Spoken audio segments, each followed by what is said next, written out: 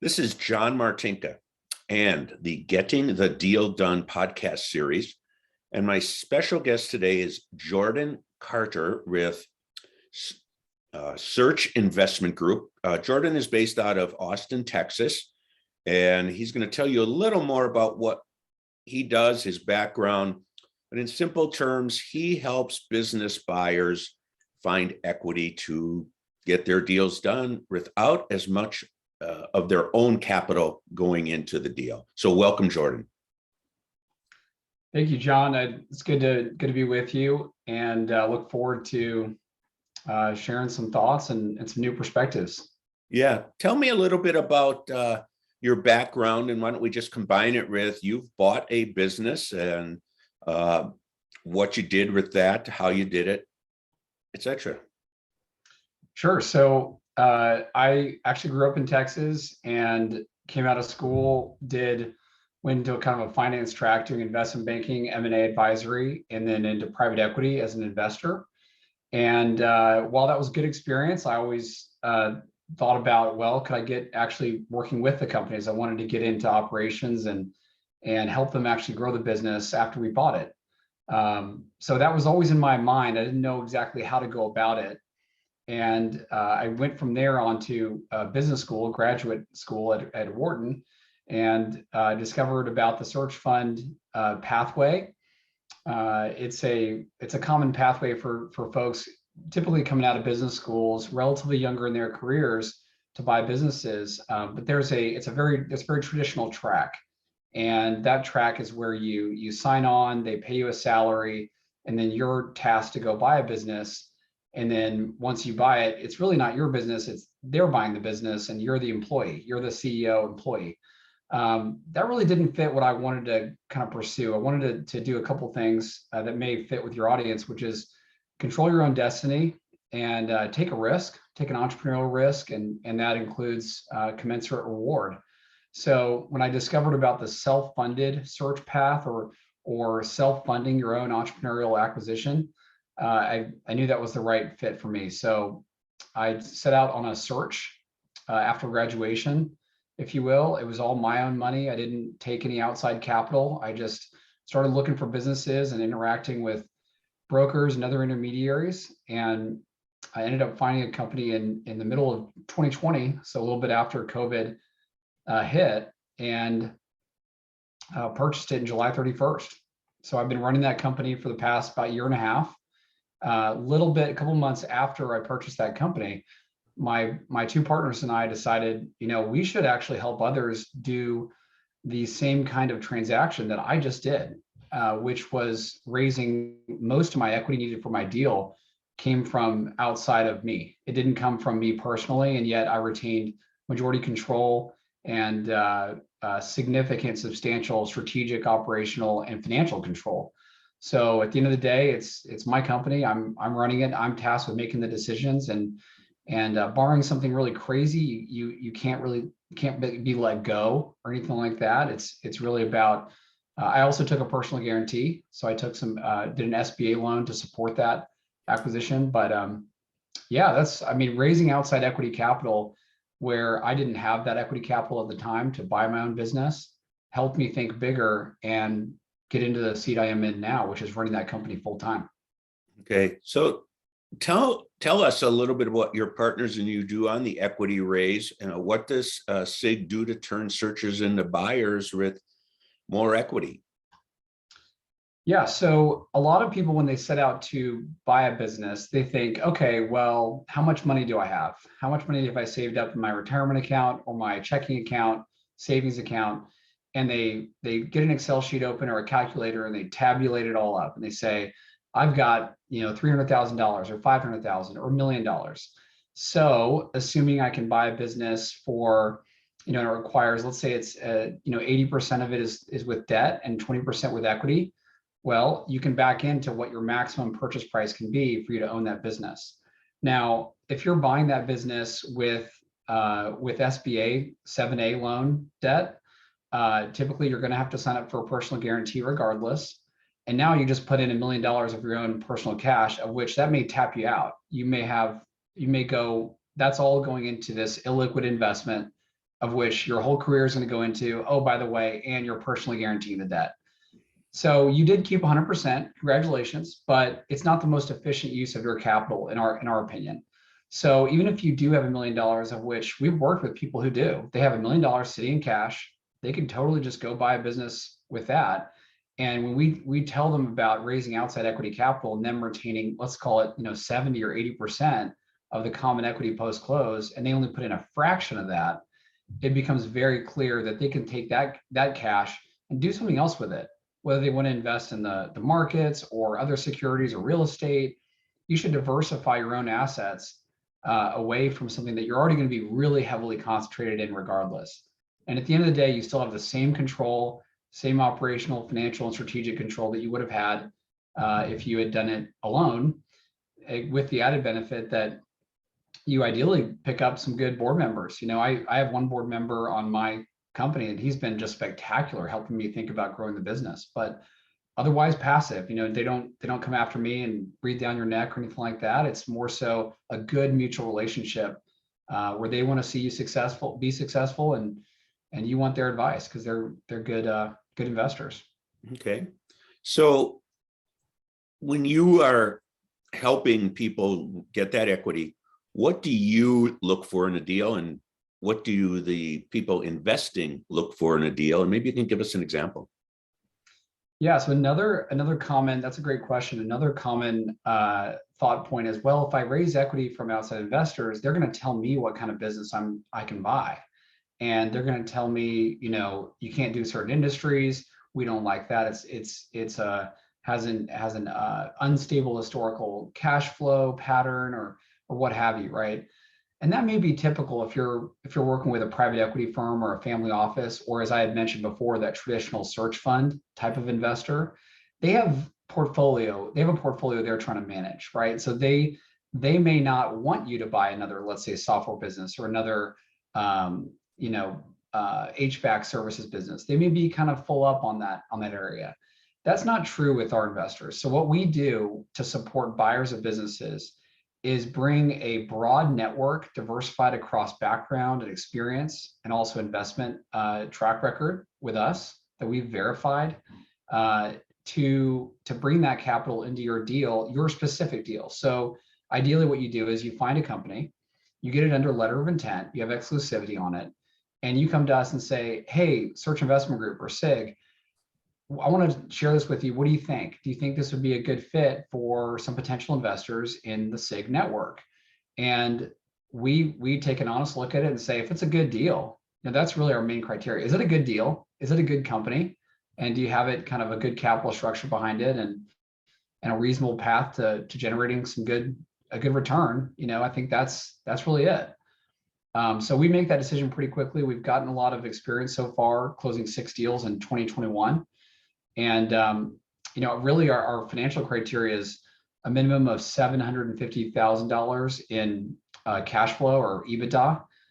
And then you can go pretty high. We're working with somebody right now who's got a $6 million EBITDA business, and he's going to raise $5 million of equity and probably going to put in a very small fraction of that and be able to own essentially a $25 million purchase price asset, probably could have 70% of that company, which is just spectacular when you run the numbers. So it's typically control investments, right? We're buying out a seller, a founder owner who's retiring. That's typical. And then $750,000 of minimum cash flow annually. United States, somewhere in the United States, could be anywhere. But ideally it's a mature, high quality business, has a distinct competitive advantage and barriers to entry, and some components of recurring or reoccurring revenue, modest to high growth. You're going to hear this from everybody. And the reason you hear it from everybody is because it's actually good advice to go after businesses that have those characteristics. But other than that, there's no hard and fast rule, John, on what you have to have or what's disqualifying or what's qualifying. We've seen all sorts of different types. That's very interesting. And my comment on that is when you talk about the type of business and some of the features is, if you see someone with a search fund, every one of their spec sheets looks exactly the same. because those type of investors don't want to look for the diamond in the rough. They want the shiny one. And I don't know about your deal, but most of my clients' deals, they're businesses that are well run, but might be coasting, don't have the processes and the systems that the buyer brings to the table to improve efficiencies and productivity. And they're not the meaning all the check boxes of a search funder, but they get there pretty quick. That's a good point. So just to reiterate, the types of businesses that we're looking for, I mean, if you have $1 million in EBITDA on a business, it's not a super well built out, has multiple layers of management, and you're going to come in and you're really going to be the CEO who's directing all these leaders, and it's not a fully mature kind of middle market, even private equity level stage business or anything like that. So there is, of course, always going to be like quite a bit of work to do. You're coming in, you're tasked with kind of, in many ways, professionalizing that business that you just bought and putting in those processes in place and hiring people. And that's why we actually set that minimum of $750,000 in annual cash flow to work with us, because that kind of gives you a shot. It gives you an opportunity to be able to invest in that business and build it into something that hopefully does look like, John, what you're talking about, where everybody wants the pretty business that's really well run, very well staffed. It's got all its processes in place.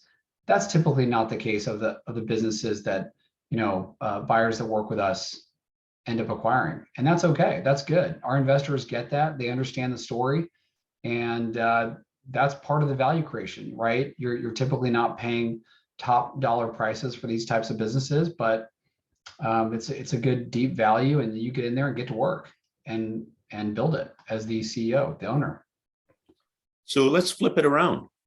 What do you and your investors not want as far as a deal, a company, etc.? So some of the things that you do hear about pretty commonly are going to be echoed here, which is something that's very project oriented, has incredibly lumpy sources of revenue, and it's not clear that those revenue sources could continue. So construction generally is a good example of that, something where you're doing a big project and it may be very profitable, but how do you know it's going to happen next year? What is the story that you can communicate that's real, that supports that to be a sustainable business? Because ultimately you may own this company for 5 years, you could own it for 40 years. That's another thing actually we didn't talk about, but when you buy a business with us, it's just like if you bought it yourself with just your own equity capital. You control the timeline of when you want to sell or if you want to sell. But getting back to your question, John, so construction, project-oriented type businesses that are incredibly lumpy in terms of when those revenue dollars hit, with high working capital swings, those can be kind of tougher businesses. But also something with a lot of high customer concentration. Let's say you're a government contractor, you're serving the U.S. DoD, right? And that's 60% of your revenue base. Well, if they decide to go with another contractor, you're done, and that kind of thing is pretty scary. So again, these are the kind of criteria that I think are healthy for people to follow or avoid in this case, regardless of whether they're buying it for themselves or they're buying a company and they want to take on some outside equity investment and more efficiently deploy their own capital and allocate their own risk. So that's kind of it. That being said, there's businesses that serve the construction industry, right, that are inside it, that actually have kind of repeatable sources of revenue or capabilities. Those could be service providers to construction companies, or let's say like a financial system that serves construction companies, right? They still have to pay their bills to keep those systems in place. I mean, that's a good example, right? Right. So we typically don't have a big no list. It's really more of a let's take a look. Okay. You're better off asking us. I'm guessing restaurants are on that list too. Restaurants, that's a good one, John. Consumer facing is typically tougher. Trendy businesses, ones that are competing in a very low barrier to entry or very high competition marketplace.